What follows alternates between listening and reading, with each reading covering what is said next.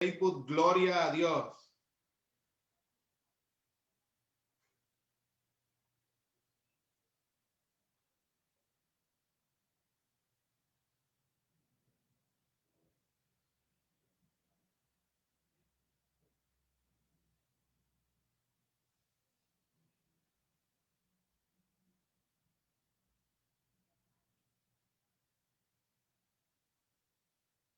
Muy bien, gloria a Dios. Continuamos. Vamos a subirle el tono.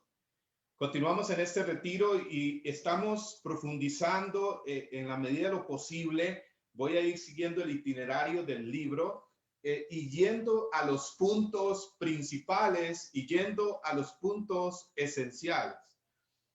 Porque como ven es un tema amplio pero muy rico que vamos a ir tratando de saborear los puntos concretos. ¿De acuerdo? Estoy en la página 26 en los documentos de Malinas, de este libro, el documento número 1, Renovación Carismática, Orientaciones Teológicas y Pastorales. Específicamente estamos en el fundamento teológico y en el punto número 4 del fundamento teológico de la renovación carismática, el cardenal Suenens nos habla sobre la estructura carismática de la iglesia. Oye muy bien, la iglesia es carismática en esencia. ¿Por qué?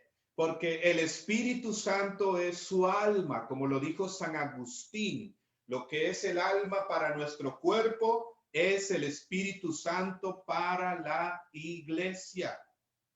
Y el Espíritu Santo permanece en la iglesia como un perpetuo Pentecostés, dice el documento de Malinas, y hace de ella el cuerpo de Cristo, el pueblo de Dios, llenándola de su poder, renovándola sin cesar, moviéndola a proclamar el señorío de Jesús para la gloria del Padre. Esto me encanta, hermanos, me emociona lo que dice acá sobre el Espíritu Santo en la iglesia. Y quiero repetir esta verdad, este punto importante. El Espíritu Santo permanece en la iglesia como un perpetuo Pentecostés y hace de ella el cuerpo de Cristo, un cuerpo vivo, el pueblo de Dios, llenándola de su poder, renovándola sin cesar, moviéndola a proclamar el señorío de Jesús para la gloria de Dios Padre. Esta inhabitación del Espíritu en la iglesia y en los corazones de los cristianos, de los bautizados, como en un templo, oye muy bien, es un don para toda la iglesia. El don primordial hecho a la iglesia no es otro que el Espíritu Santo mismo. Con él vienen los dones gratuitos del Espíritu, es decir, los carismas.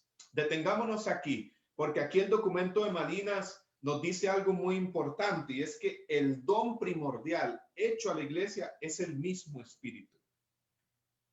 Él es el don por excelencia, el mismo Espíritu. De hecho, así se le llama en muchos versículos del libro de los Hechos de los Apóstoles. Cuando se refiere al Espíritu Santo, se habla del Espíritu Santo como el don de Dios. Es el don por excelencia, el mismo Espíritu. Amarlo a Él, buscarlo a Él, quererlo a Él. Porque a veces como que el Espíritu Santo se vuelve en nuestra vida más que alguien, como algo. Es decir, solamente como aquel que es fuerza, como aquel que es agua, como aquel que es viento, como aquel que es fuego, como aquel que es unción. Les hice referencia a los símbolos del Espíritu Santo en la iglesia, que son enseñanzas, están en el catecismo, que nos ayudan a entender su esencia y su acción en nosotros, en la iglesia. Pero es importante algo aquí. El Espíritu Santo sacia como agua, pero no es agua. El Espíritu Santo quema como fuego, pero no es fuego. El Espíritu Santo unge como aceite, pero no es aceite. El Espíritu Santo sopla, refresca como el viento, pero no es viento. El Espíritu Santo desciende sobre Jesús al abrirse el cielo en forma de paloma, dice Lucas en el capítulo 3, y también el Evangelio nos hace esa referencia, pero no es una paloma en sí que anda buscando de rama en rama donde reposar. El Espíritu Santo es sobre todo persona, Dios mismo, igual al Padre y al Hijo. Creo en el Espíritu Santo, Señor y dador de vida, que procede del Padre y del Hijo, que con el Padre y el Hijo recibe una misma adoración y gloria, decimos en el credo, en la profesión de nuestra fe. El Espíritu Santo, la renovación carismática nos lleva a descubrir sobre todo que Él es el don por excelencia.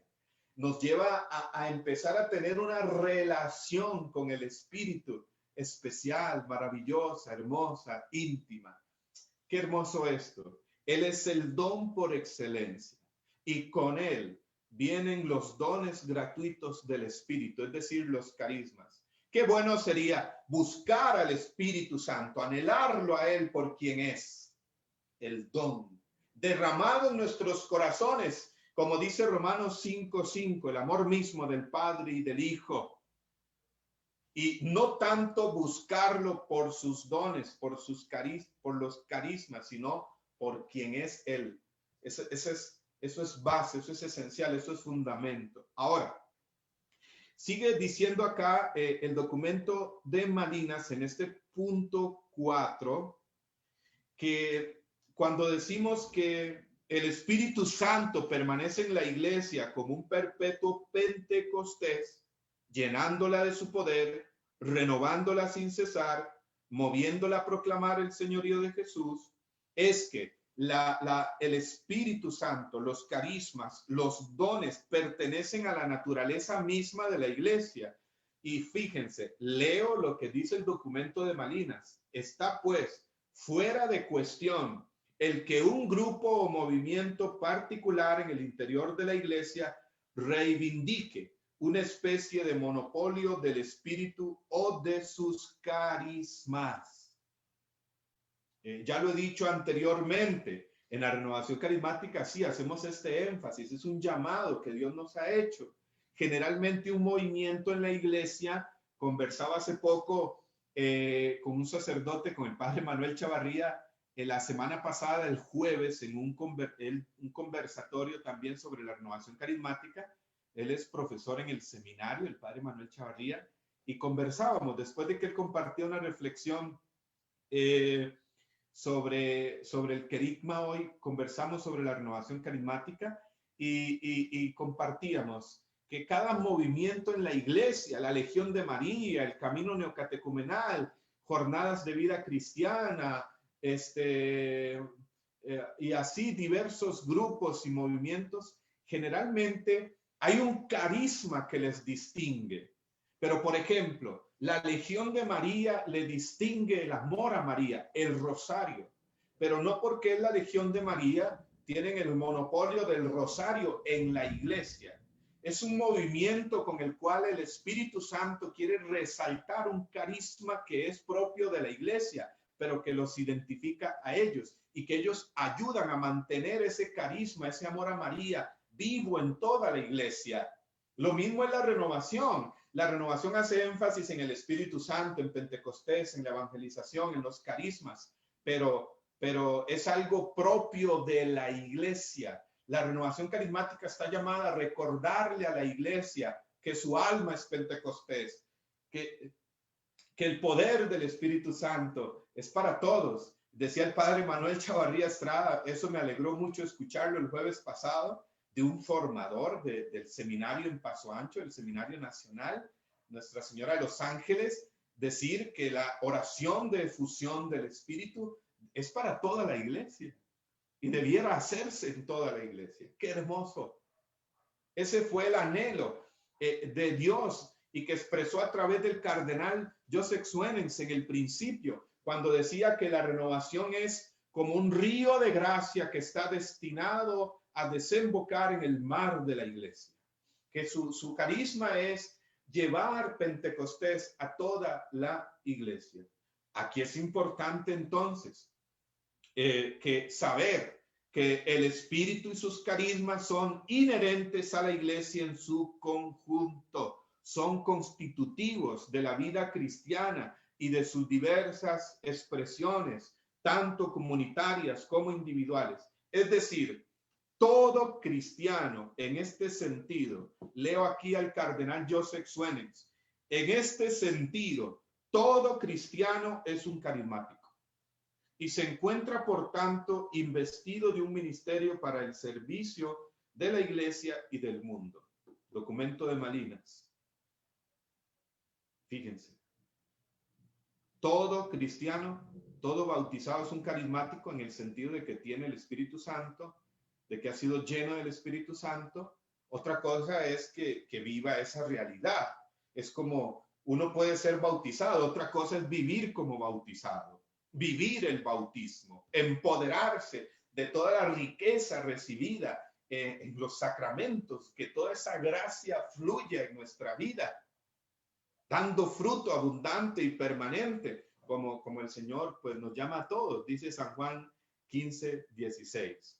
Pero en sí, la iglesia es carismática y todo creyente es, desde el bautismo, pues, carismático. Aquí quisiera aportar lo siguiente. Fíjense, el término carismático, anótenlo bien, el término carismático tiene 3 sentidos. ¿Cuántos sentidos? 3. Y ahora les voy a explicar algo del padre Cantalamessa que habla sobre la definición de la renovación carismática, que siento que es importante retomar hoy porque es algo también fresco, es decir, actual, que viene a reforzar lo que estamos hablando. El término carismático tiene 3 sentidos. Uno, un sentido eclesial. ¿Por qué? Porque la iglesia en sí es carismática. Una de sus dimensiones es la dimensión carismática. Aquí yo les invito a leer, para los que quieren profundizar, formarse aún más, les invito a leer la carta, anótenla bien, Iglesia Rejuvenece. Carta Iglesia Rejuvenece. Carta Iglesia Rejuvenece de mayo del 2016, que fue escrita por la Congregación para la Doctrina de la Fe, el cardenal Müller en ese momento. Pueden buscarla en internet, tal vez alguien lo anota ahí en los comentarios del Facebook. Carta Iglesia Rejuvenece. Así la buscan en internet y la van a encontrar, donde van a poder profundizar sobre la dimensión carismática y la dimensión jerárquica institucional en la iglesia. Algo de lo cual San Juan Pablo II vino a insistir mucho años después del concilio. Y en 1998 se organizó un famoso encuentro mundial en Roma de movimientos, de grupos apostólicos, laicales, comunidades, ministerios. Y ahí San Juan Pablo II insistía, ¿no? Estas 2 dimensiones de la iglesia no se contraponen, la dimensión institucional y jerárquica y la dimensión carismática, sino que colaboran una con otra, que son necesarias en la iglesia, porque el Espíritu Santo quiere actuar en todo el pueblo de Dios. Antes del Vaticano II, del Concilio Vaticano II, el énfasis de la iglesia, pues sí, una iglesia institucional y jerárquica. Es decir, antes del Concilio Vaticano II, vos no ibas a ver a un laico generalmente predicando, a un laico evangelizando con la Biblia en la mano, a un laico pues haciendo pastoral, generalmente no, pero después del Concilio Vaticano II, pues se habla en el concilio más bien del papel de los laicos en la iglesia. ahí entra esta dimensión carismática, es decir, el espíritu que actúa en todo el pueblo de Dios. Entonces, el término carismático, uno, tiene un sentido eclesial. La iglesia en sí es carismática. Recuerdo una vez, he tenido la oportunidad de predicar en algunas ocasiones en seminarios, a seminaristas, aquí en Costa Rica, y tuve la oportunidad en México de hacerlo, allá en Tampico. Y recuerdo decirle en la mayoría de encuentros a los seminaristas, ustedes son carismáticos, ¿lo sabían? Ustedes son carismáticos. Y la mayoría hasta que abrían los ojos, así, pelaban los ojos. Y después les explicaba esta parte y muchos me expresaban, sí, lo digo, pues mira, no tenía muy claro esto, pero ya lo tengo claro. Ahora sí, soy testigo de que en la iglesia se está enseñando aún más en los seminaristas el papel de los movimientos, de los grupos apostólicos, que ha hecho parte pues ya del magisterio de la iglesia este tema en los últimos años. Y soy testigo acá en Costa Rica de que se hace esfuerzo, de que se forman los seminaristas en cuanto a esta parte, ¿verdad? Entonces, segundo sentido del término carismático es el sentido vivencial. Vivencial, anótalo bien, vivencial, es decir, toda persona que tiene una experiencia de renovación en su vida por la fuerza del Espíritu Santo, toda persona que experimenta el bautismo en el Espíritu Santo en su vida y sus frutos y comienza a vivir la vida en el Espíritu, es un carismático. Aún sin que uno tenga que andar difundiéndolo, soy carismático. No, más bien eso no hace falta que se te note, que lo descubran los demás en ti. No porque lo dices, sino porque lo contagias, porque se nota, porque se ve, porque das testimonio humilde, sencillo de ello. Entonces, yo he conocido hermanos, hermanas, sacerdotes, religiosas, que cuando tú lo escuchas predicar, cuando lo escuchas estar dando una homilía, orando o prestando un servicio, uno dice, este sacerdote tiene algo, ¿no? Es carismático, y cuando llegas a hablar con él, pues sí, he tenido la experiencia de que encontrarme con sacerdotes o con religiosas que han tenido una experiencia de fe en la renovación carismática o en algún encuentro del bautismo en el Espíritu Santo, y a partir de ahí empezaron a vivir una fe viva, una fe alegre, una apertura a los dones, a los carismas, una vocación sacerdotal, religiosa, laical, misionera, renovada. Entonces, el término carismático tiene un sentido vivencial, o sea, quien tiene la experiencia de renovación en el Espíritu Santo en su vida y se abre a sus carismas, es alguien carismático. Y tercero, el término carismático tiene un sentido contemporáneo. Es decir, sí, hay agrupaciones o hay movimientos, incluso han habido en la historia de la iglesia y sobre todo en los primeros siglos, pero es un sentido contemporáneo. Puede haber comunidades, expresiones que surgen en la iglesia carismáticas. Un sentido contemporáneo, cuando se identifica un grupo de personas, digámoslo así, a una comunidad, un ministerio, un movimiento en esa línea. Y de hecho en la iglesia muchos nos llaman o se refieren a los carismáticos, ¿no? Los carismáticos, ahí están los carismáticos. Usted es carismático, los carismáticos. El padre Gabriel Amor, famoso exorcista que falleció en el 2016, pues él en varios de sus libros se refiere a los carismáticos. En sentido contemporáneo, se identifica una agrupación, un movimiento. Ahí entra, pues sí, la renovación carismática católica.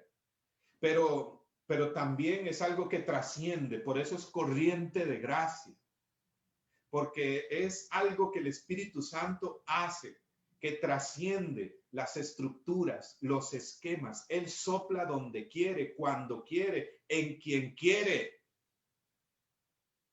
El Espíritu Santo.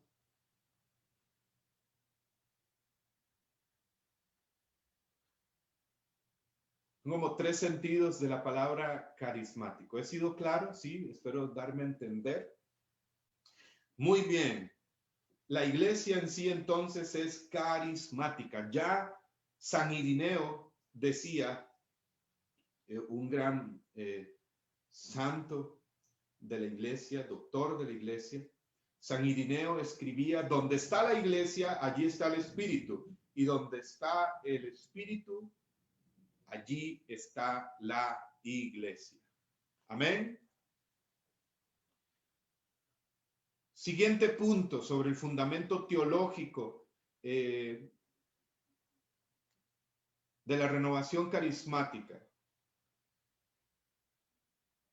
Los dones del Espíritu Santo, los carismas del Espíritu Santo. Y nos dice acá el documento de Malinas, la venida decisiva del Espíritu en virtud de la cual uno llega a ser cristiano está unida a la celebración de la iniciación cristiana, bautismo, confirmación, Eucaristía. La iniciación cristiana es el signo eficaz del don del Espíritu. Al recibir en ella el Espíritu Santo, el catecúmeno, fíjense aquí el término, el catecúmeno, no estamos hablando del movimiento neocatecumenal, que tienen un énfasis, que tienen un carisma, que yo los he conocido, y hermosos, maravillosos, amantes de la palabra, de la iglesia, el camino neocatecumenal. Es decir, aquí está hablando, el catecúmeno es aquel que está siendo catequizado. El catecúmeno se convierte en miembro del cuerpo de Cristo y se incorpora al pueblo de Dios y a la plegaria litúrgica. Las comunidades cristianas primitivas no solo celebraban la iniciación en este espíritu, sino que esperaban una transformación en la vida de los fieles. El Espíritu Santo para ellos estaba asociado a manifestaciones del poder transformante del Espíritu. Aquí el documento de Malinas hace una referencia al proceso de iniciación cristiana en la iglesia naciente, en la iglesia primitiva, es decir, Hechos de los Apóstoles, y ahí los primeros 3, 4 siglos. No concebían que fuera posible incorporarse a Cristo y recibir el Espíritu sin que toda la vida cambiara. Igualmente, en las primeras comunidades cristianas consideraban normal que el poder del Espíritu se manifestara con toda la amplitud y la diversidad de sus carismas, de los que menciona San Pablo en 1 Corintios 12, curaciones, milagros, glosolalia, es decir, el don de lenguas, profecía. Esta manifestación del Espíritu en los carismas se ponía en relación con la vida en comunidad, con la vida del cristiano. Está hablando aquí el documento de Malinas de aquello que era normal en los primeros siglos de la iglesia. Pepe Prado escribe un libro para que entender esto, donde él dice que en la iglesia, en el principio, se bautizaba a los convertidos y que hoy en día hay que convertir a los bautizados. En los mismos sacramentos de iniciación en la iglesia naciente se esperaba, dice aquí, una experiencia de poder transformante. No concebían que alguien pues recibiera el Espíritu, se incorporara a Cristo, abrazara la fe, sin que toda la vida cambiara, sin que hubiera una realmente conversión, transformación, y esto incluía en su vida, que en la vida de la comunidad, pues la manifestación de los carismas. De hecho, los carismas en la iglesia, así como leemos en los Hechos de los Apóstoles, Es cuestión de leer el libro de los Hechos de los Apóstoles, que no es un libro de historia, no es un libro de hechos pasados, no es cuento, no es fantasía. El libro de los Hechos de los Apóstoles nos habla de lo que debiera ser normal en la vida de la iglesia. Por supuesto, es una época distinta, es una época concreta, pero fíjense que el 8 de junio del 2019, el padre Raniero Cantalamessa decía que nunca hemos estado más cerca en ninguna otra época como esta que estamos viviendo hoy. Nunca hemos estado más cerca de volver a los hechos de los apóstoles. Para mí eso fue como profético. El padre Raniero Cantalamessa decía el 8 de junio que volveremos a los hechos de los apóstoles. A aquellos les tocó evangelizar un mundo precristiano. A nosotros nos toca evangelizar hoy un mundo postcristiano, es decir, que quiere sacar el cristianismo de la sociedad. ¿Lo vemos o no? Y vean lo que está pasando con esta pandemia, con todo esto que estamos viviendo. Y esto lo dijo el padre Raniero el 8 de junio del 2019. Yo creo que así es. Yo creo que así es. Y esto tiene que ver con volver a la esencia en la evangelización. ¿Y cómo evangelizaron aquellos? Decía el padre Raniero Cantalamessa. ¿Cómo lo hicieron? No tenían los medios que nosotros tenemos hoy.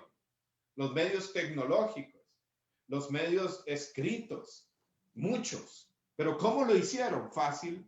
Hechos 1:8, ese fue el método. Recibirán poder de lo alto y serán mis testigos hasta los confines de la tierra. El poder del Espíritu, pero manifestado en una cotidianidad, en un día a día y sobre todo en la vida de conversión, de santidad, de testimonio, de amor. Y ahí venían también la manifestación de los carismas. Los primeros siglos de la iglesia, los carismas, pues es algo muy normal, algo que ocurre en la iglesia con naturalidad. Hubieron sí algunos movimientos en los primeros siglos que fueron generando cierto recelo en la iglesia, como voy a mencionarles uno, ustedes pueden averiguar después, como los montanistas. Los montanistas fue una herejía de los primeros siglos. Esta agrupación dirigida por un tal Montano, por eso se le llama el montanismo, montanista, pues era una comunidad muy carismática, algo así como Corinto, dice San Pablo a la comunidad de Corinto, no les falta ningún don, les dice. Pero a la vez tenían ciertos problemas, ciertas dificultades que Pablo empieza a tratar con ellos, a encauzarlos, a formarlos, a canalizarlos, a acompañarlos. Bueno, este Montano que siglos después, dentro de esos primeros siglos de la iglesia, la herejía cayeron en este error. Nosotros tenemos la profecía, tenemos la iluminación del Espíritu, se manifiestan los carismas entre nosotros, no tenemos necesidad de la jerarquía, no tenemos necesidad de la iglesia, y ahí es donde entró la herejía. Bueno, ese fue uno de aquellos problemas en los primeros siglos en cuanto a los carismas.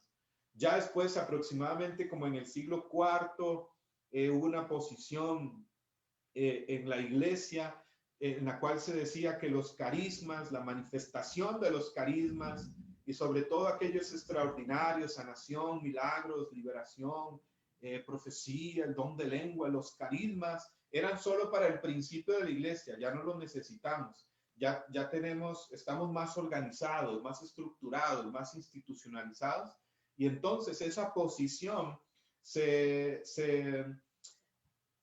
tomó por muchos teólogos y maestros en los siglos siguientes, y pues no se hablaba en realidad de la acción carismática, de esta dimensión, acción del Espíritu en la iglesia. O sea, se seguía hablando del Espíritu Santo, sobre todo en cuanto a su naturaleza, en cuanto a su relación con el Padre, el Hijo, y por eso lo mínimo que conoce un católico sobre el Espíritu Santo, si usted le pregunta, lo mínimo es le va a responder la tercera persona de la Santísima Trinidad.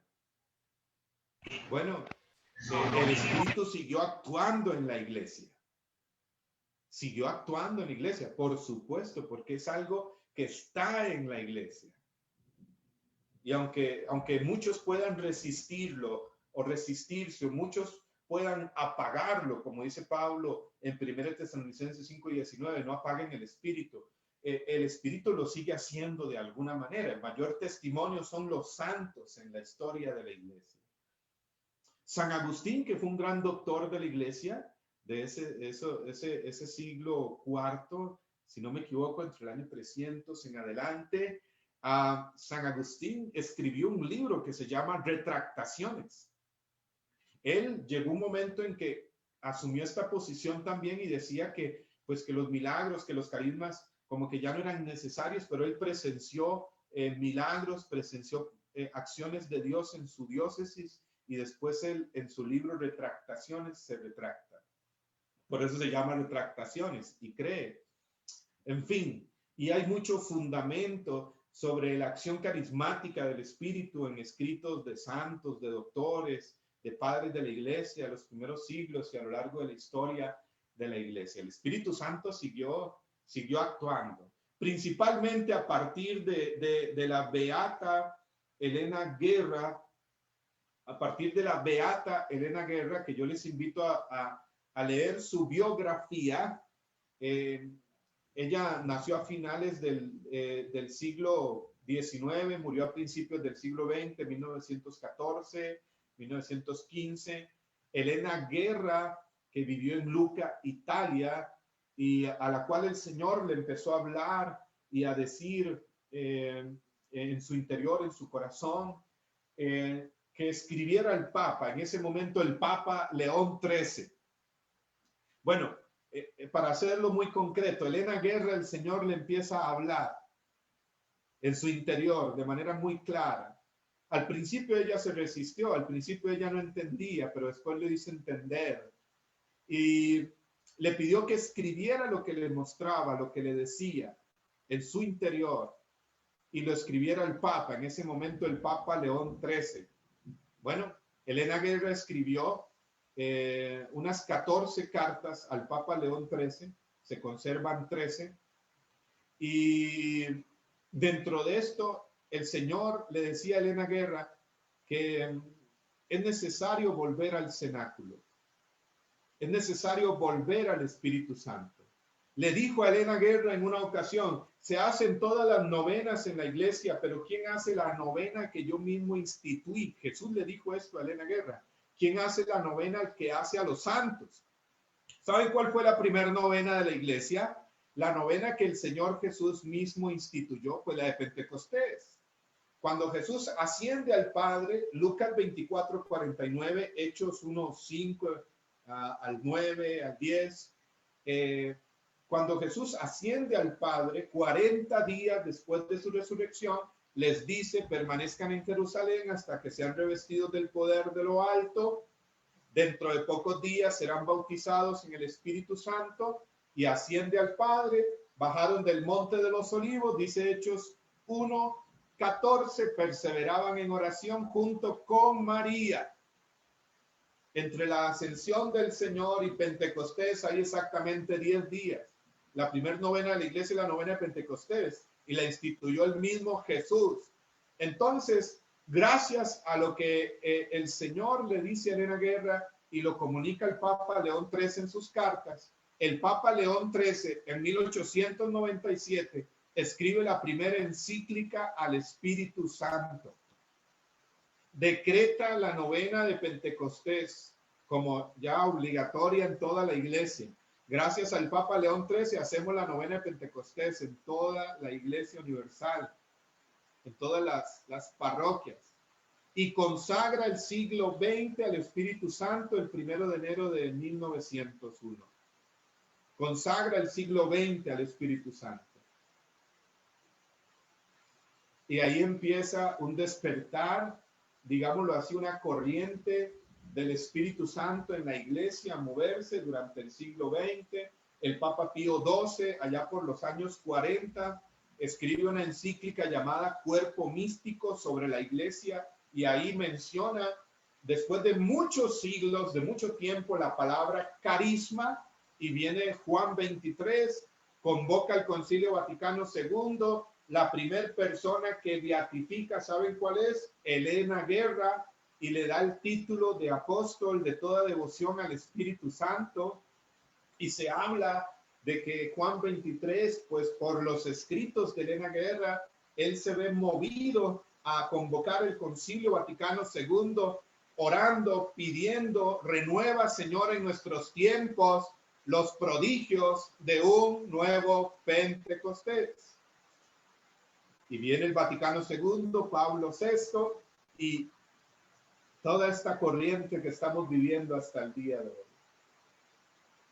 Y hemos visto, por así decirlo, un despertar en los carismas, que es algo de la iglesia, y que sí, en la renovación carismática católica ha venido a aportar a la iglesia, como decía Benedicto XVI en una ocasión, a recordarle a la iglesia la actualidad de los carismas. Y escribe aquí el cardenal Suenens: atención, hermanos de la renovación carismática católica, que nos ven, que nos escuchan, atentos a esto. Dice acá, en este mismo punto, página 30, si una comunidad impone ciertos límites a las manifestaciones del Espíritu, su vida se encontrará necesariamente empobrecida de una u otra forma. Wow. Atención a esto. Repito, si una comunidad impone ciertos límites a las manifestaciones del Espíritu, su vida se encontrará necesariamente empobrecida de una u otra forma. El Espíritu Santo es soberanamente libre, sopla cuando y como quiere. Puede dar pues a comunidades e individuos dones, incluso para los que no están preparados en el momento, pero Él los da, porque Él es el soberano, el Espíritu Santo.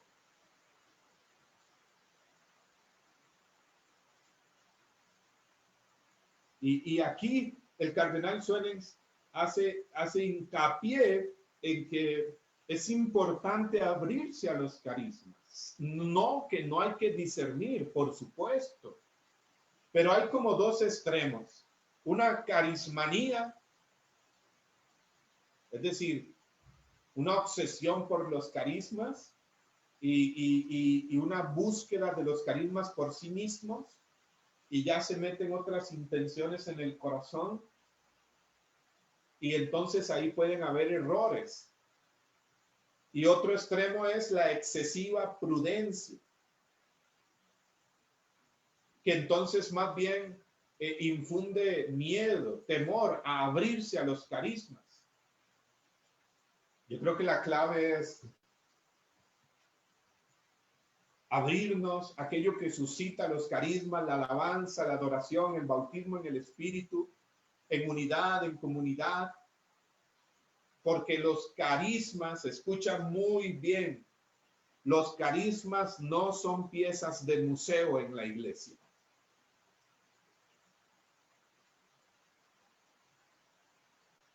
No son piezas de museo, porque Jesús está vivo y es el mismo de ayer, de hoy, de siempre. Porque el Espíritu Santo es aquel que sigue dando vida, vitalidad a la iglesia, sigue actuando, sigue manifestándose, sigue renovándola poderosamente. ¿Estamos de acuerdo?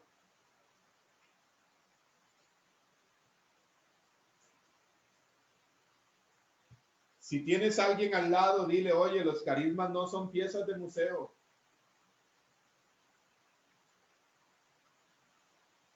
Esto lo dice el Papa Francisco, y quiero leerles esto en el numeral 58 de la exhortación Alégrense y regocíjense.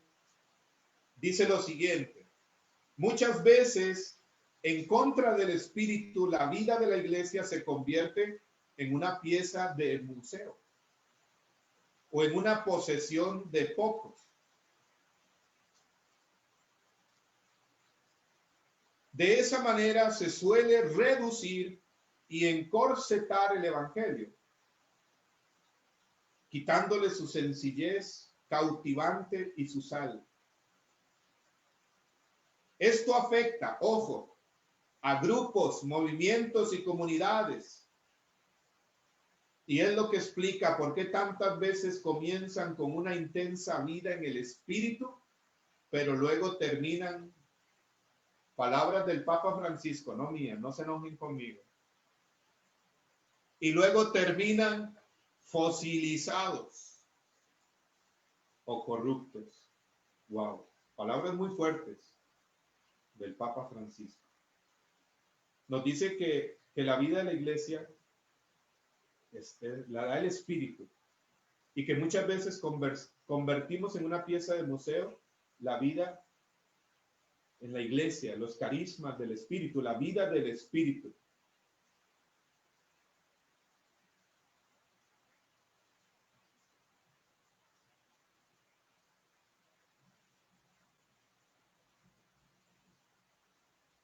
O en posesión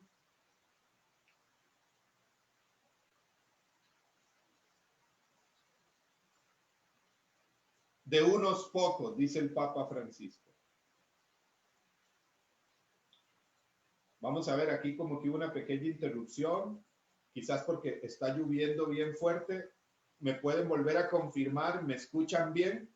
Solamente me escriben ahí si me escuchan bien. Hubo como una pequeña interrupción quizás por la lluvia que está cayendo acá bien fuerte. Entonces, los carismas no son piezas de museo. Cuidado con esto, son siempre actuales, abrámonos al espíritu. Cuidado con terminar, dice el Papa Francisco, fosilizados. Wow.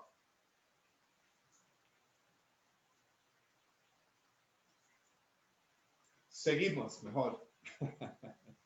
Siguiente punto del fundamento teológico de la renovación carismática católica. Escribe acá el documento de Malinas.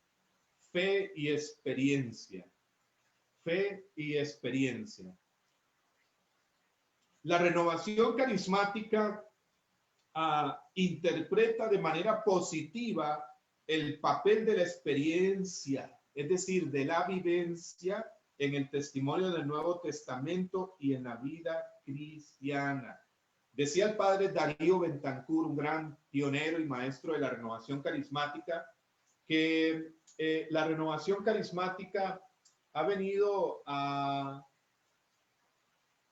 retomar, a fortalecer esa parte sensible de la fe, de la experiencia de Dios, que no es lo mismo que sentimentalismo, eso es otra cosa.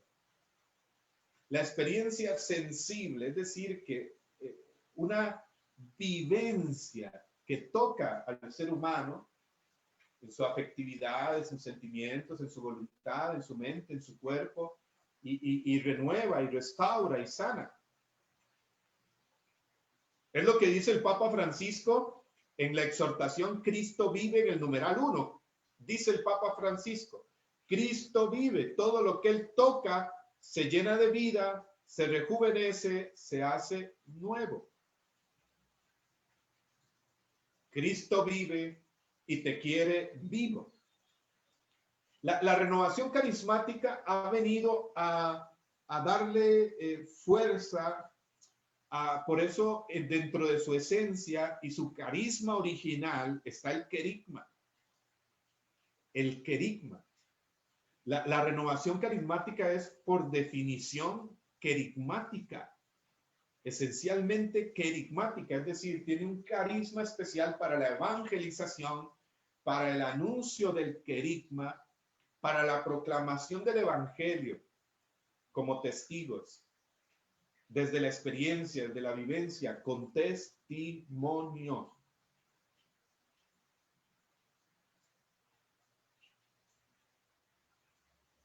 El Papa San Juan Pablo II, iniciando la cuarta conferencia del Episcopado Latinoamericano y del Caribe en Santo Domingo, República Dominicana, en la Eucaristía inaugural, no recuerdo la fecha exacta en este momento, pero eso ustedes lo pueden buscar en internet. El Papa San Juan Pablo II, son conocidas sus palabras al iniciar esta cuarta conferencia del Episcopado Latinoamericano y del Caribe en Santo Domingo, República Dominicana. Les dijo: les propongo algo, hermanos. Les propongo tener un encuentro personal con Jesucristo vivo. Un encuentro de ojos abiertos y corazón palpitante. Esa es la esencia de la vida cristiana, el encuentro con Jesús. Sin el encuentro con Jesús, sin la experiencia de encuentro con un Dios vivo, la fe muchas veces termina en una racionalización, termina solamente como algo intelectual, como conceptos. Y el Evangelio, antes de ser escrito, fue primero vivido y predicado. Por eso los apóstoles predicaban diciendo, Hechos 4:20, no podemos callar lo que hemos visto y oído. La renovación carismática católica ha venido a hacer un énfasis a la importancia de la experiencia en la fe. ¿De la experiencia de qué? De una experiencia de encuentro con Dios, de la vivencia. Es decir, que la fe no se quede solamente en un concepto, en una doctrina, sino que la renovación ha venido a aportar esta parte querigmática en la evangelización, esta parte querigmática, incluso en sus acciones, porque puede haber formación querigmática. El documento de Aparecida habla ya, dentro del documento de Aparecida, el querigma como el hilo conductor de la iglesia y de todas sus acciones. Es decir, no solamente como el primer anuncio, como aquel primer momento y que quedó allí atrás, sino que debe ser una constante, siempre la experiencia de Dios. Entonces, pues la renovación carismática, dentro de su fundamento teológico, dice el documento de Malinas, está fe y experiencia, la importancia de la experiencia de fe, de la experiencia en la evangelización. Cuando hablo de experiencia, recuerden, es vivencia, el encuentro con Dios. Miren, ese es el lenguaje que uno ve en el Evangelio. Por ejemplo, quiero leerles aquí de la primera carta de Juan, en el capítulo 1, versículo 1.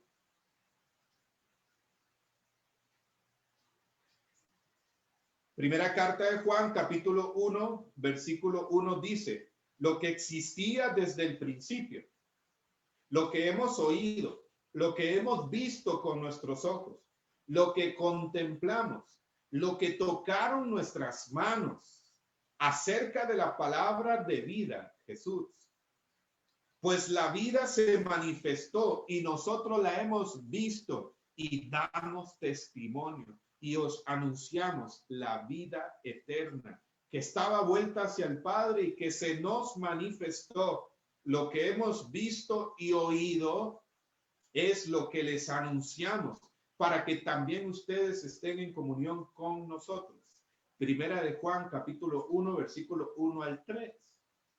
¿De qué habla San Juan? De una experiencia.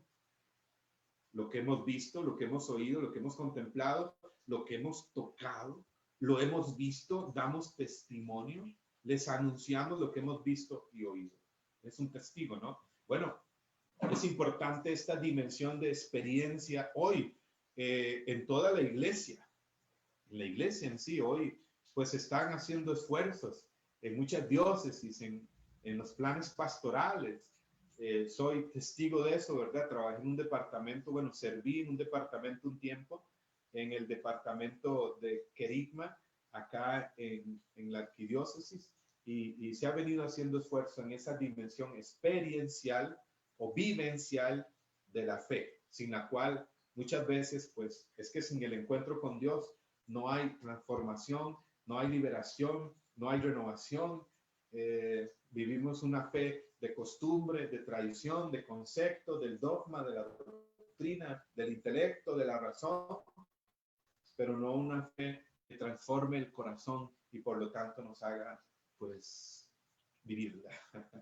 Porque el corazón de este asunto es asunto del corazón. No lo olvide, el corazón de este asunto es asunto del corazón. Amén. Gloria a Dios. ¿Cómo vamos por acá? Escríbanme ahí los comentarios. Gloria a Dios. Gloria a Dios. Cuando hablamos de esta dimensión de la experiencia, es importante aclarar lo siguiente. El mismo documento acá de Malinas, el cardenal Suárez nos dice lo siguiente. No se trata de una experiencia provocada por el hombre. Ojo, cardenal Suárez, no Javier. Él está diciendo lo siguiente acá. No es una experiencia provocada por el hombre. La experiencia religiosa, que es el término técnico, ¿no? En el sentido en que nosotros lo entendemos aquí, es un conocimiento concreto e inmediato de Dios que se acerca al hombre. La iniciativa siempre es de Dios.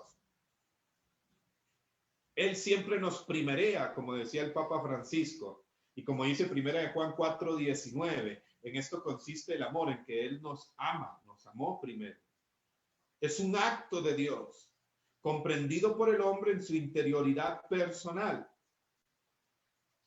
Aquí el cardenal Suárez dice algo muy importante, el documento de Malinas, cuando hablamos de experiencia de Dios, que es algo que tenemos que vivir constantemente en nuestras asambleas, en nuestros grupos, en nuestros encuentros, pero el cardenal aclara, no es algo provocado por el hombre. Cuidado, porque a veces a algunos les gusta provocar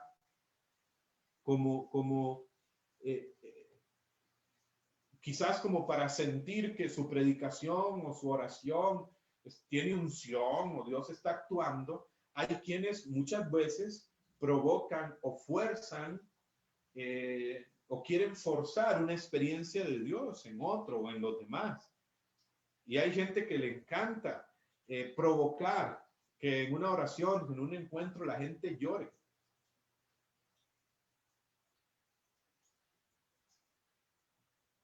Porque si no lloran, no hay experiencia de Dios.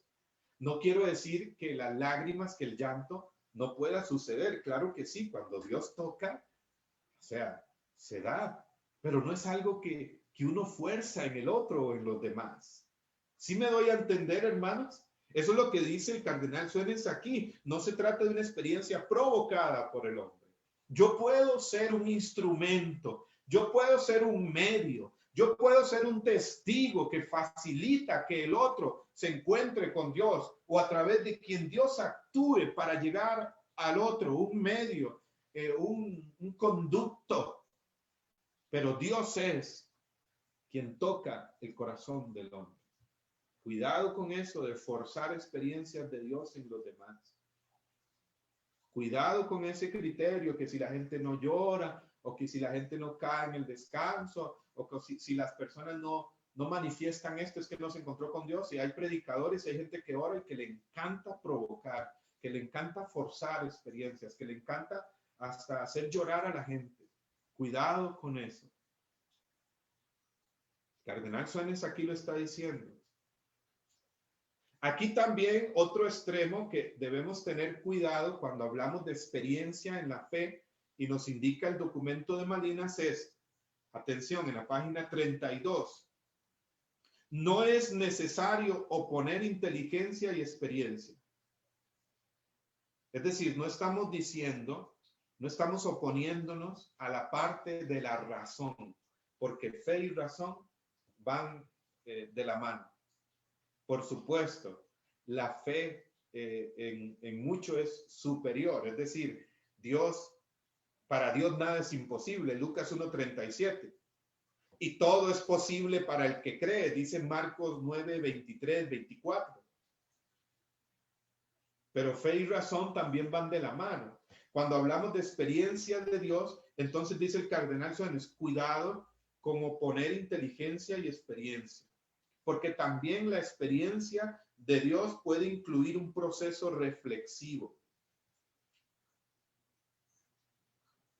Y generalmente cuando uno tiene la experiencia, la vivencia, eso después nos introduce también a un proceso de reflexión, de conocimiento. San Agustín decía, creer para entender y entender para creer. Es decir, cuando hablamos de experiencia de Dios, no quiere decir que nos quedemos y critiquemos la parte de la razón, de la inteligencia, de la reflexión, de la formación. No, no, no. Porque ahí sí podríamos caer en un solo sentimentalismo. ¿Sí me estoy dando a entender, mis hermanos? Sigue diciendo el cardenal Suárez.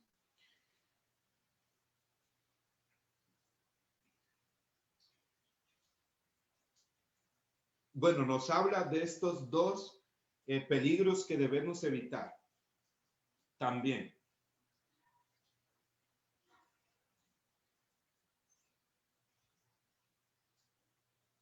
Nos dice acá, los que no conocen la renovación, sino externamente, confunden a menudo la expresión de una experiencia profundamente personal con una especie de sentimentalismo superficial. Conviene también insistir que la experiencia de la fe concierne a todo el hombre, a su inteligencia, a su voluntad, a su corporeidad, es decir, a su físico, a su afectividad. Ha existido la tendencia en algunos medios a situar el encuentro con Dios solamente al nivel de una fe entendida en un sentido más o menos intelectualista. En realidad, este encuentro incluye también la parte emocional del hombre, porque se dirige a cristianizar a la persona entera y se extiende hasta la afectividad más sensible. Está diciendo el cardenal Suárez que la experiencia de Dios toca a todo el ser humano. Que cuando Dios toca la vida de una persona, toca su inteligencia, toca su voluntad, toca su afectividad, toca incluso sus emociones. Y puede ser que en la experiencia concreta que se está viviendo en alguna de estas partes, sea que se manifieste aún más ese toque de Dios en la afectividad, en lo emocional, o en la mente, o en la voluntad. Pero cuando Dios toca, toca a todo el ser humano y muchas veces, dice el cardenal aquí, defiende este punto, pues la experiencia de Dios es sensible, se hace sentir. Pero no entendamos que es sentimentalismo, es decir, buscar el sentimiento por el sentimiento. Y que si yo no siento nada, pues entonces Dios no actuó. No, cuidado. Cuidado con eso. La experiencia religiosa, la experiencia de Dios, puede ser una experiencia decisiva, es decir, hay gente que tiene una experiencia de Dios y tiene un cambio radical en su vida, de un día para otro, tiene un cambio radical. Aquí dice experiencia decisiva el cardenal Suárez. Una experiencia de Dios que toca, que impacta la vida de la persona y hay una decisión radical en ella. O la experiencia de Dios puede ser en la vida de alguien una experiencia creciente. Hay dos tipos de experiencia religiosa y esto nos ayuda para pastorear. Esto nos ayuda para entender a otros en nuestras comunidades. Hay quienes a veces quieren como que el otro cambie ya de un día para otro, tenga una experiencia de conversión, algún miembro de la familia, de la comunidad, así como radical, como de un día para otro. Sí existe lo que llama una experiencia decisiva que sucede en un momento determinado y que es radical. Y hay testimonios de esto en la Sagrada Escritura y tantos testimonios. Bueno, mi experiencia fue así. Un golpe de Dios radical. Era otro al llegar a mi casa. Y tuve dos experiencias así esenciales en mi vida. Después les voy a contar. Pero también la experiencia religiosa, la experiencia de Dios en alguien puede ser creciente, experiencia creciente, es decir, donde la acción de Dios se manifiesta progresivamente en la vida de esa persona. Hay personas como que Dios las va llevando poco a poco y por eso no hay que juzgar nunca el corazón de nadie. Cuidado. Qué terrible es eso. Qué terrible es eso. Bien, hermanos, qué rápido se nos va el tiempo, por Dios. Rápido. Vamos a seguir por acá. Estos son los puntos del fundamento teológico de la renovación carismática católica. Quiero seguir un poquito más adelante. Aquí el cardenal Suenens viene a tocar después algunos puntos de interés particular y explica lo que hemos dicho hasta ahora sobre los fundamentos teológicos de la renovación. En realidad es algo que también la iglesia ya vive, la iglesia ya enseña. Eso es lo que quiere decir el cardenal Suenens aquí.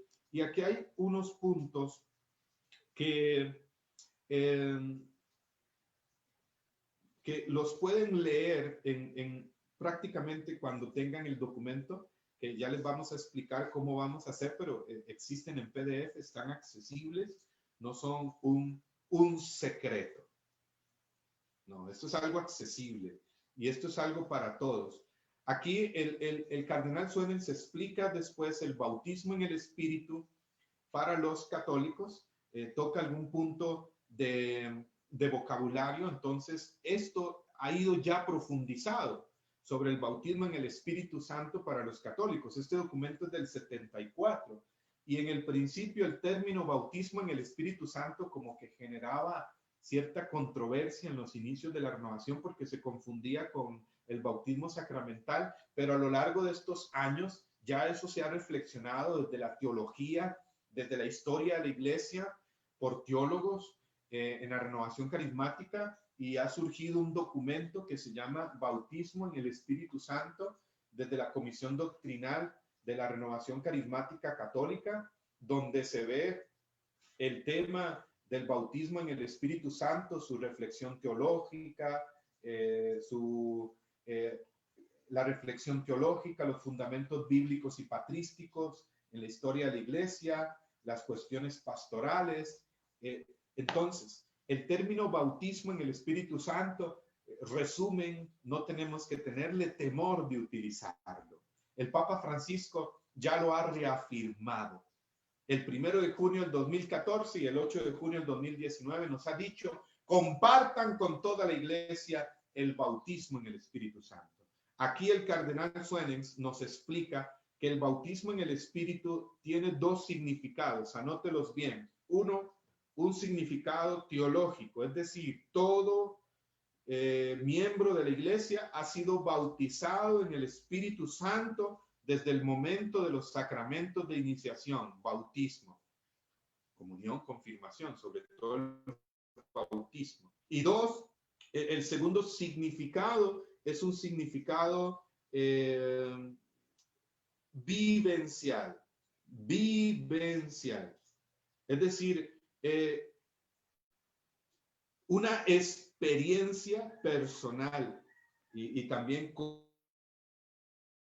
comunitaria del Espíritu Santo. El segundo sentido de la expresión bautismo en el Espíritu Santo es el sentido de experiencia, el sentido de vivencia, una experiencia de oración donde le decimos al Espíritu Santo, ven, lléname, inúndame, tómame, transfórmame, renuévame. Le decimos, ven, no porque no esté, al contrario, sino porque está, tomo conciencia de su presencia en mí, pero a la vez me abro entonces para que Él actúe, para que Él se manifieste, para que Él guíe, para que Él mueva. Amén. Amén. Ahora, sigue diciendo acá el cardenal Suenens.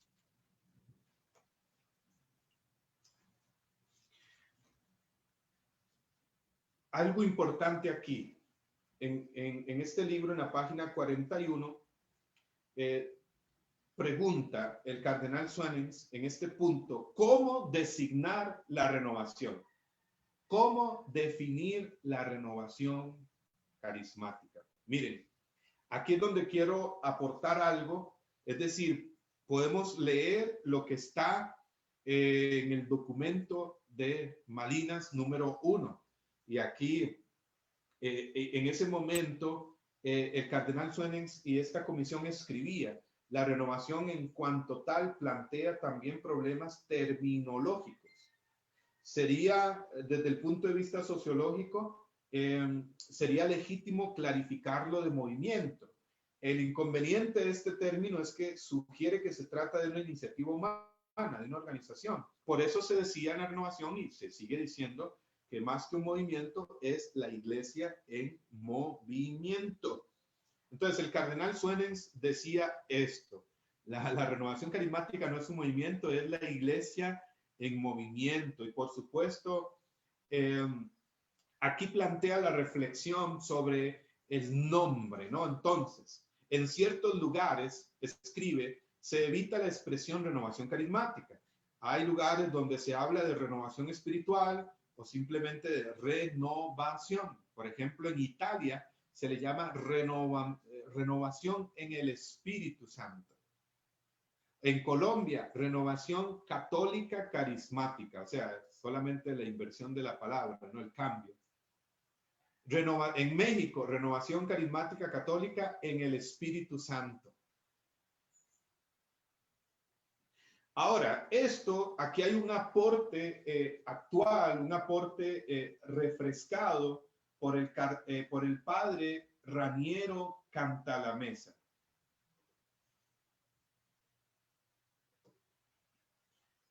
Vamos a ver. El padre Raniero Cantalamessa nos regaló una hermosa enseñanza el 8 de junio del 2019, el año pasado, en la apertura de Caris. En la apertura de Caris, y yo les invito a leer esta enseñanza del padre Raniero Cantalamessa. Está subida aquí en la página de Renovación Carismática Católica Costa Rica. Van a encontrar más en esta página que he subido esta enseñanza del padre Raniero Cantalamessa que se llama Corriente de Gracia, Renovación Carismática Corriente de Gracia. Y aquí quiero pues como refrescar esto.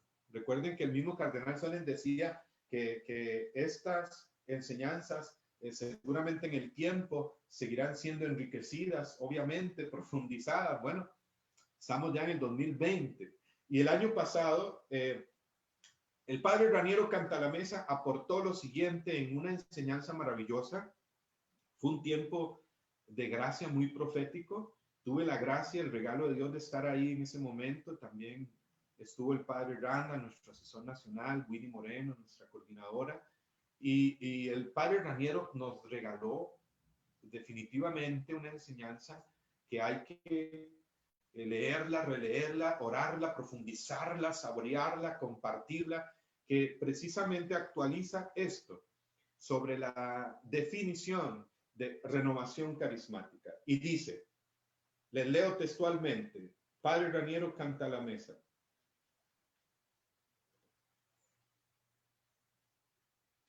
¿Me escuchan bien en la transmisión en Facebook? Disculpe que es que yo veo mi Facebook así como un poquito pegado. Entonces, me indican si escuchan bien, por favor, en los comentarios. Disculpen que vuelva a preguntar, pero para estar siempre, ir caminando y estar seguro. Y bueno, dice el padre Raniero Cantalamessa.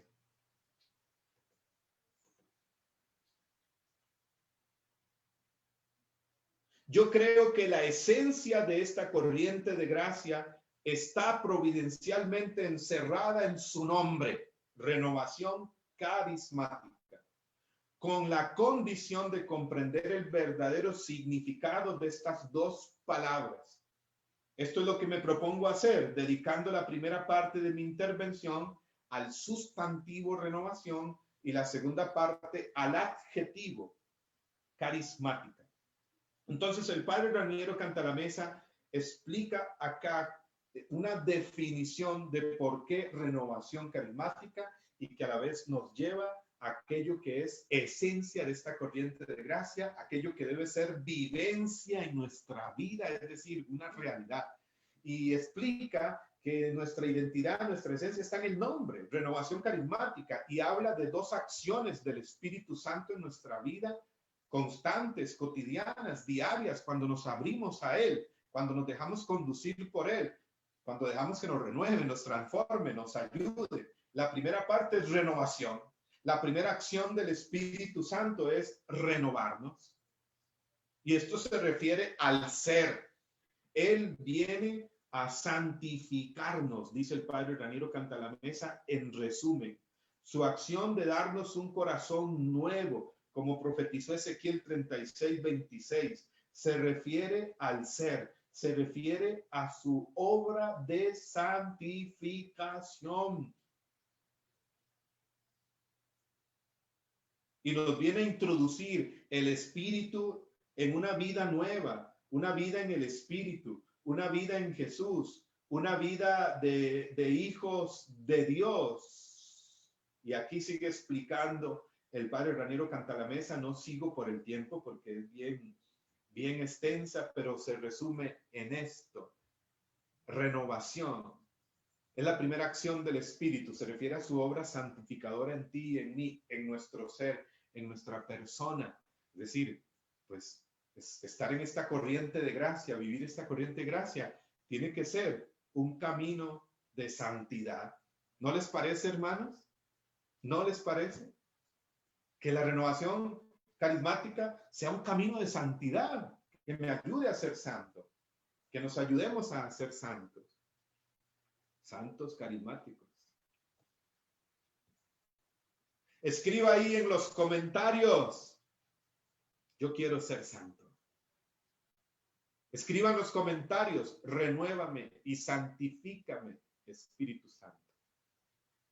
Y la segunda palabra que el padre Raniero Cantalamessa le dice que es el adjetivo. El adjetivo.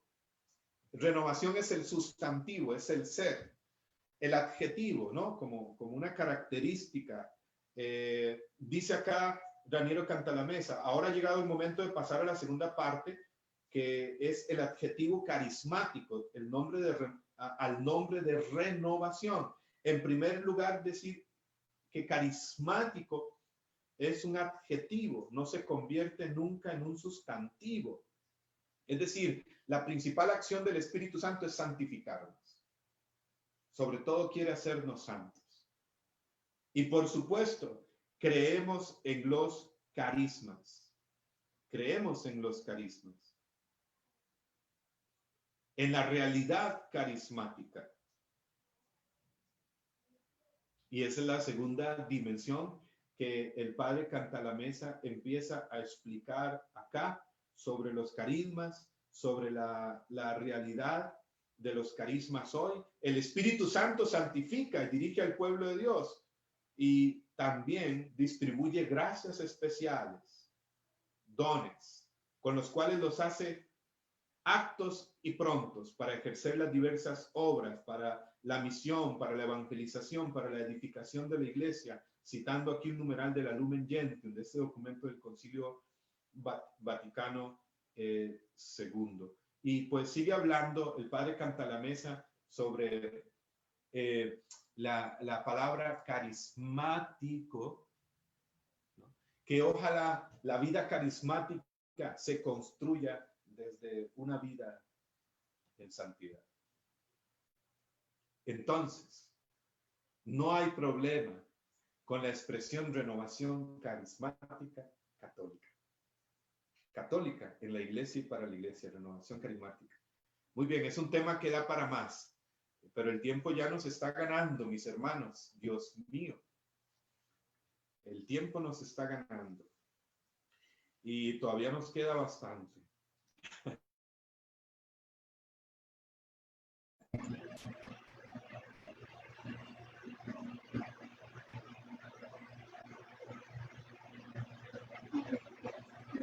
Gloria a Dios. Y ya les van a explicar que sí. Pero quisiera seguir con este punto. Problemas de valoración. Sigue el punto D en este documento 1 de Renovación Carismática, Orientaciones Teológicas y Pastorales. ¿Qué sigue explicando acá el cardenal Suenens en este primer documento de Malinas? En la renovación carismática debemos evitar los siguientes peligros. Anote las palabras, anótelas. El primer peligro que debemos evitar se llama elitismo, así como suena, elitismo. E-L-I-T-I-S-M-O, elitismo. ¿A qué se refiere el elitismo? Es un peligro que debemos evitar en la renovación carismática católica. En cualquier grupo, el elitismo es cerrarse. Yo puedo asumir una actitud elitista, cerrarme yo como en mi burbuja. Yo soy el bueno, yo soy el santo, yo soy especial, yo soy diferente a los demás. Me cierro y eso puede suceder en un grupo, en una comunidad que quizás se cree como especial en el seno de la iglesia y entonces se vuelve un grupo cerrado. Y explica el cardenal Suenens, tenemos que tener cuidado con el elitismo en la renovación de que nuestras comunidades se vuelvan como cerradas y nos creamos como especiales, como buenos, como santos, como diferentes, como más que los demás, y cerramos nuestras comunidades. O hay líderes que pueden asumir una actitud elitista y secuestran un grupo y secuestran una comunidad, una asamblea decidiendo quién está, quién no está. En fin, cuidado con el elitismo, dice el cardenal Suenens.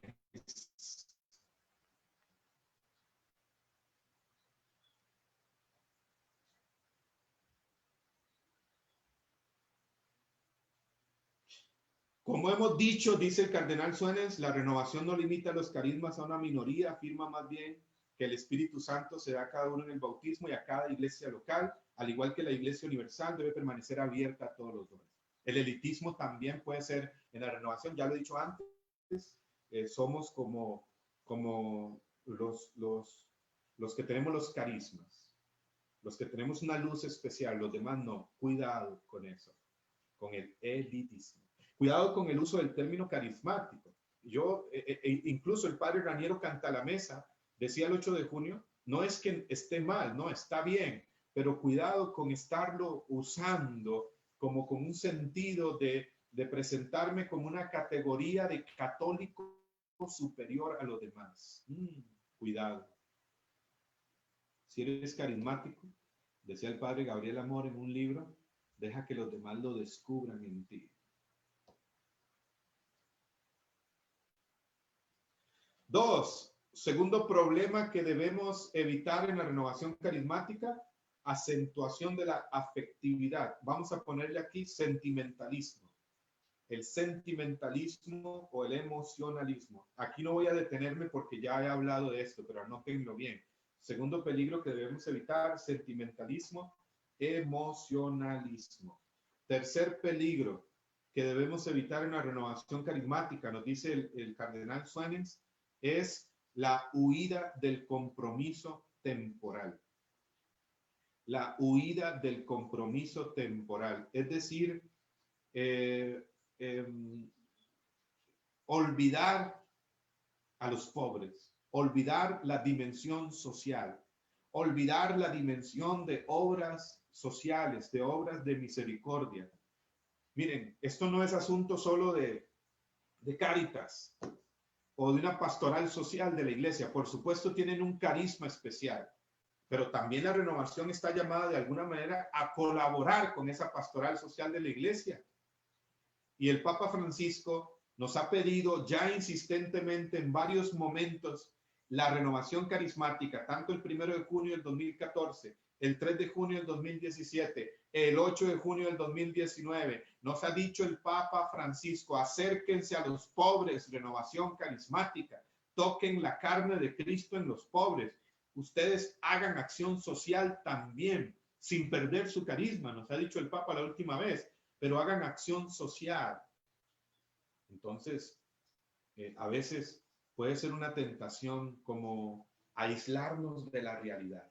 Y yo creo que los carismas son para dar respuesta a las necesidades del mundo, al sufrimiento del mundo. Esto no lo digo yo, lo dice el Catecismo de la Iglesia Católica en el numeral 799. Los carismas son, y pueden buscarlo, el Catecismo de la Iglesia Católica, numeral 799, para servir a las necesidades de la Iglesia y del mundo. Otra tentación aquí o peligro que manifiesta aquí el documento de Malinas, la renovación carismática, aquí como que hay que actualizar, digamos, o quizás aplicar en el contexto actual. En aquel momento, el don de lenguas, por ejemplo, se manifestaba muy fuerte en la renovación carismática. Entonces aquí se anota excesiva importancia atribuida al don de lenguas. En ese contexto, ¿no?, en que se escriben los documentos de Malinas, y por el pentecostalismo protestante podía haber la influencia, el pentecostalismo protestante, en muchas de sus líneas, de sus corrientes.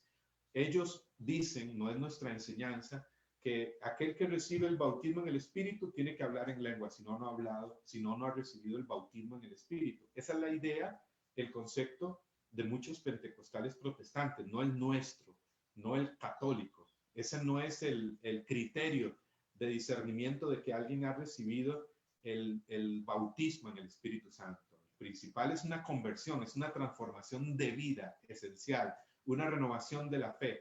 Aquí podríamos decir que uno de los peligros que podemos tener en la renovación es pues la búsqueda excesiva de los carismas o la carismanía, ¿no?, como algunos le llaman, la manía por los carismas. Ojo, ojo, ojo.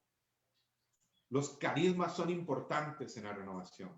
Por eso es renovación carismática. Porque no quiero ser de esos predicadores que a veces hay, que están en la misma renovación, pero como que atacan la parte carismática en la misma renovación. Entonces yo no entiendo eso. Si es renovación carismática, lo que hay que hacer es formar, encauzar, pues que sí, abrirnos al Espíritu y también pues generar buena formación, buen acompañamiento, que los carismas se manifiesten en unidad, en comunidad. La carismanía es otra cosa, ¿no? Es la búsqueda de los carismas por los carismas, y quizás con intenciones ya desviadas, de vanagloria, de autosuficiencia, de sectarismo, y sin formación o sin querer formarse o sin querer pues acompañarse.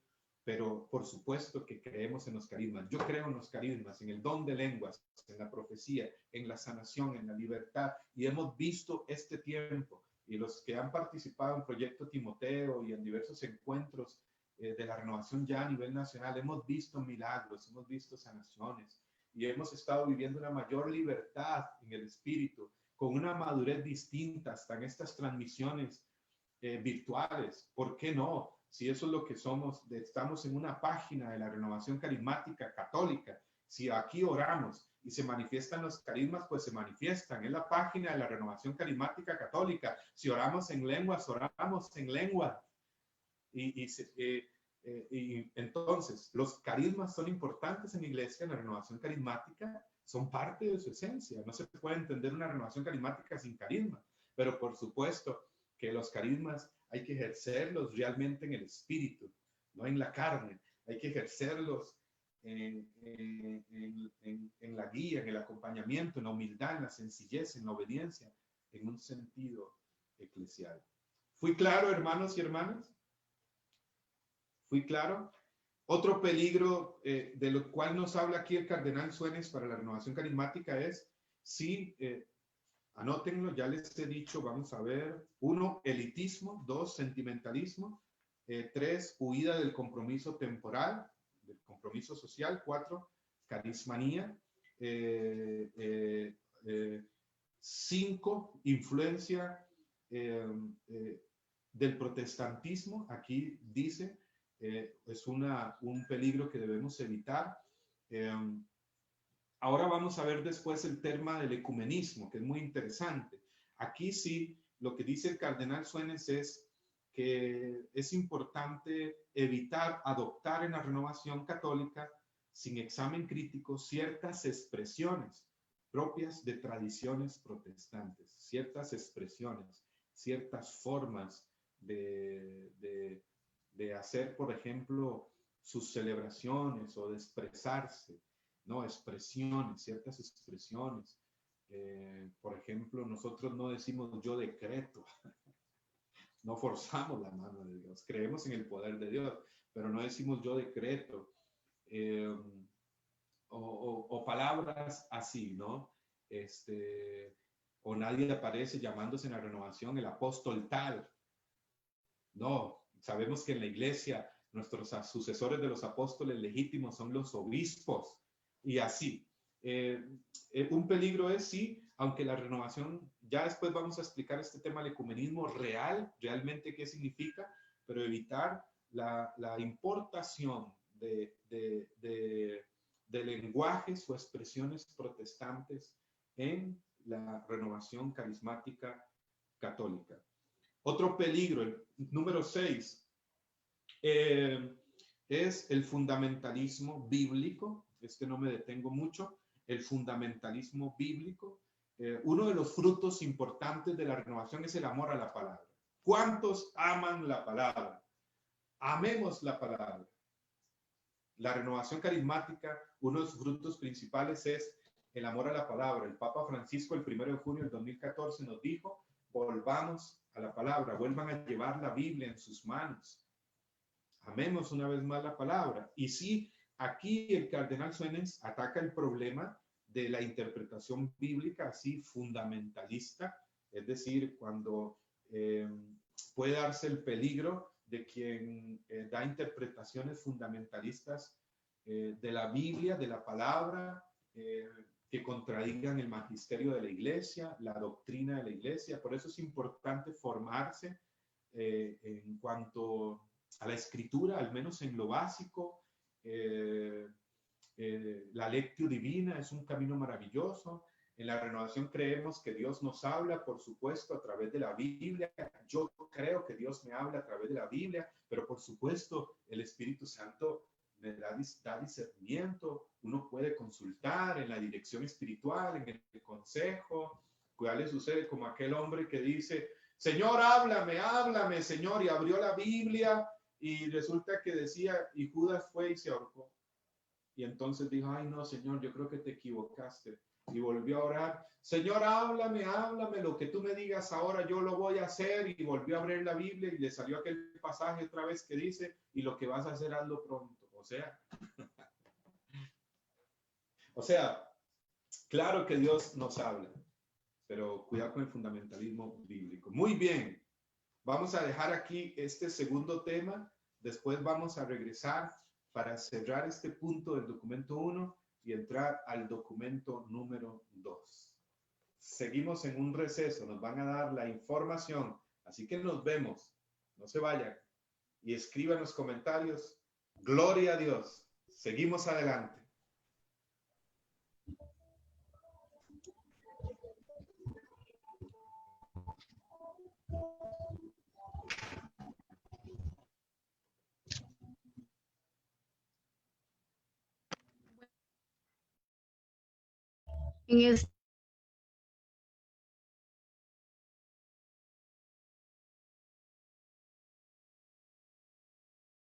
Viendo la gracia de Dios con todos ustedes.